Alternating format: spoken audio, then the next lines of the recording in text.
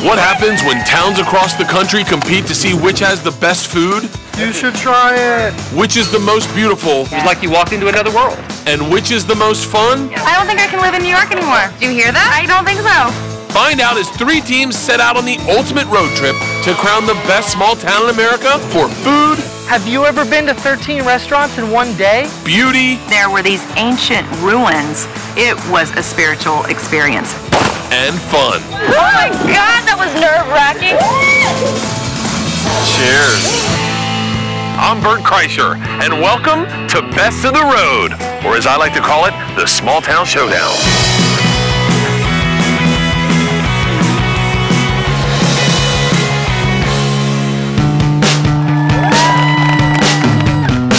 We're in Arlington, Virginia, overlooking the nation's capital, the perfect place to start our search for the best small towns. But first, we needed 3 intrepid teams who were willing to dedicate 1 month of their life in the quest for beauty, good times, and good eats. How did I not get that job? Over 60 teams vied for the opportunity, but in the end, only 3 uniquely qualified pairs were chosen. Each team will visit 5 towns in their category. But these locations were chosen from over 650 towns nominated via the web. It was up to America to pick the finalist towns, and now the people have spoken. The food team's up first. Let's take a look at their route. They're facing a 4,500-mile journey, and after leaving Arlington, their first meal will be in Charlottesville, Virginia. I thought the Best of the Road would be an awesome opportunity to team up with my fellow road tripper, Brian, over here. We're both travel video bloggers. We love to travel, and Mike likes to have just as much fun as I do. Charlottesville is known for its local food movement. Many of the town's chefs, like Harrison Keevil of Brookville Restaurant, like their ingredients produced locally by locals. This is the Charlottesville City Market. Come here every Saturday to get my produce for the restaurant. It's all locally raised. Fried green tomatoes. Heck yeah. So we're gonna do a good old southern dish of fried green tomatoes and some watercress. All local. We react to what Mother Nature gives us. Actually turned out pretty well. The local food movement is an integral part of the Charlottesville restaurant scene, but we were only scratching the surface. Folks have told us that there are more restaurants per capita than New York City. Come on, Brian. We're on a massive restaurant tour of Charlottesville. This is a bacon wrap date. 13 restaurants to be exact. Have you ever been to 13 restaurants in one day? That's beautiful. Well, neither had we. Number 6. Getting super stoked. In our food coma, someone gave us sweetbread.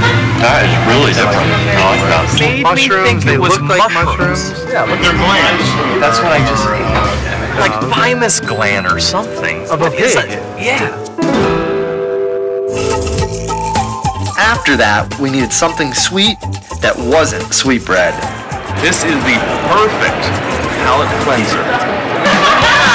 As we neared the end of our tour, I'm definitely feeling up. We decided to cap off our night with a nightcap. or 4.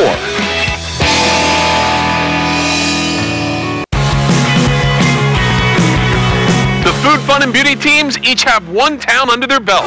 Now it's time for the food team to roll into town number 2. We're heading up to Lewiston, New York, which is the gateway of Niagara Falls. This is probably where we're supposed to be. We got a police escort right into town. Once we pulled up, hello all! We were just greeted by maybe nearly 1,000 people. The welcoming was unbelievable. I've never experienced anything like that before. Today we're gonna do the restaurant crawl once again. We started at Tommy George's, which is famous for their mixed eggs. Mixed eggs are eggs and potatoes and vegetables and bacon. It's pretty good, like really good. After that, we went to the Brickyard. Wow, I love barbecue. I'm from the South. Serious barbecue. But this was a plate for a fleet of truckers. This is like 4 pounds, 5 pounds of food. Oh, this is so good. Wow. Next up is Casa Antica. I like this place in particular because they were told not to bring us out much food, and they chose to do the exact opposite. We had sea bass, You know, scallops. Scallop? Yeah. The huge scallop fan. But really, everything there was great. I didn't have one bad bite, not even a maybe bite. Everything was out of this world. Carmelo's was definitely great. They cooked up a suckling pig for us. Like the whole pig. Yeah. He actually cut off the cheeks, one for me and one for Mike, and that was to give us luck on the road trip and also give Lewiston luck on their bid for the best food. I definitely didn't expect Lewiston to bring such an A game. To Lewiston. And the next town on the food menu is Bloomington, Indiana. Bloomington, Indiana! Bloomington is best known as the home of Indiana University. But as we soon discovered, it's a whole lot more than just a college town. They really embraced that farm-to-table methodology here. Welcome to Strangers Hill Farm. Thank you very much.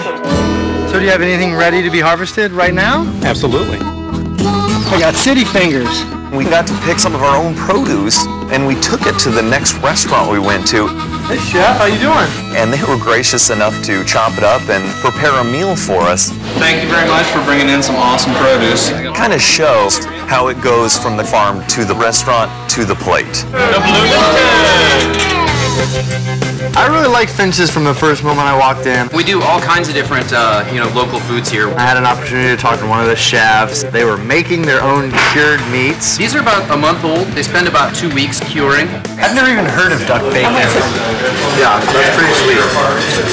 Not sweet and tasty, but sweet is awesome. Next up, Oliver Winery, Indiana's largest, to try out some vino. Come on, I'm thirsty. Let's do it. But wine in Indiana? Thank you, sir. Why not? We got to go back into the VIP tasting. That's right. They had a really nice spread set up there for us, and we tried a number of wines. You know, it wasn't just from the bottle. It was actually right there from the aging process. Nice. Did you try it? Yeah, I did. Turns out that when it comes to wine, the Hoosiers can hang with the best. Our last stop in Bloomington, Restaurant Talent, where Chef David Talent prepared a 5-course meal. I think it was 5-course and then dessert. Yeah. That's good. One of the things that stuck out for me was that pork tenderloin wrapped in bacon. The pig was harvested here locally. Really, really good. Bloomington is a vibrant community with a lot of great restaurants to choose from. We really enjoyed it. The food team continues to gobble up the road, setting their course for Santa Fe, New Mexico. I've actually been to New Mexico many times, or as I like to call it, the land of enchantment. Oh, steal my line. Bienvenidos a Santa Fe, Nuevo Mexico. One of the things I like about Santa Fe is that they have a very strong food identity. The theme is that they really embrace chili. So our first stop was the pantry for breakfast. The New Mexican breakfast, you gotta have the red and green chili. I've never had chicken fried steak with green chili. A little spicy. We also had the huevos rancheros. I think the green is hotter than the red. Yeah. And breakfast burrito. With what other than green chili? I always knew that Santa Fe was big into the red and green chili, but I never had an idea how big they are. When you come into a restaurant, red or green. So we went to Maria's. This is the green chili ripened. They were seeding all the chilies. This is where he reconstitutes the dried chili. Onions. And pureeing them. Give them a taste. That's a little spicy. We got to see it all from start to finish. You should try it. I think the food scene in Santa Fe is really rooted in history and their culture. But you could also see some really close ties to both Spanish and Mexican food in what they're calling New Mexican style. What you have in front of you is our chicken enchiladas with a Oaxacan red chili sauce. Oh yeah. Next up was fuego. Fuego. Fuego. Okay. We use 5 different dry chilies, and then of course one of those is the New Mexican red, and that's where that New Mexican flair comes in. So we brought back tradition. Oh yeah. Todo muy bien. After all that New Mexican heat, It was time to put out the fire. Cheers. 1 tequila, 2 tequila, 3 tequila floor. To Santa Fe. Man, the food here in Santa Fe was fantastic. Sí, es verdad. Toda la comida está muy deliciosa aquí. The search for the best small towns in America is coming down to the wire. We start with the food team, and their last stop is Walla Walla, Washington. Here in Walla Walla, the wine industry has exploded over the last decade. yeah, that's gonna be a bad thing. Sampling this wine goes against everything I believe in. Hey guys. Whoa! Do you like a little wine? They do like their beverages. Everything is paired with a local wine. Here for you today we have Columbia River salmon gravlax, served with a little sweet onion marmalade. Clearly, Walla Walla is well known for their sweet Walla Walla onions. Oh man, this is pretty good. Our next stop was a sweet onion processing plant. We got to see how they processed them, how they cured them. So all the air comes up through the floor. It was kind of cool. I always like to see a bunch of moving machinery.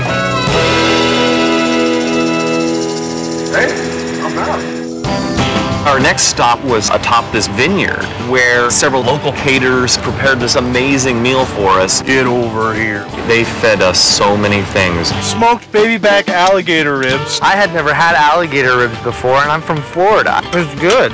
And then we had some more wine tastings. Thank you. So I'm seeing a drinking trend here in Walla Walla. At the Mark, we were able to go to the chef's table located inside the kitchen area. It's like coming and sitting down in my kitchen. Literally. The buffalo was just amazing. I'd say that was probably my favorite dish. You want to make this? One of the coolest parts for me was to make the sorbet. Liquid nitrogen. What was that? Liquid nitrogen. Liquid nitrogen. Abracadabra. I was thoroughly impressed. Walla Walla can bring it. You know, all the food was great, but for me what stuck out was the wine tastings. Boy, we had a lot of wine. Quick, Mike, let's go. Get the car ready.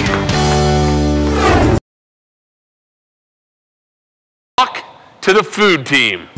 Your 5 towns were Charlottesville, Virginia, Lewiston, New York, Bloomington, Indiana, Santa Fe, New Mexico, and Walla Walla, Washington. Now, you were told to pick your 2 favorite. What is your first choice? Our first choice is Charlottesville, Virginia.